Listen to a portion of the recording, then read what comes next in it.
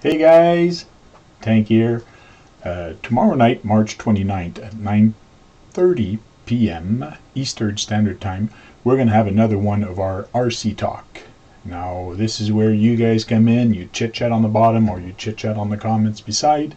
And tomorrow night's topic is going to be what's on everybody's tongue and groups and all that.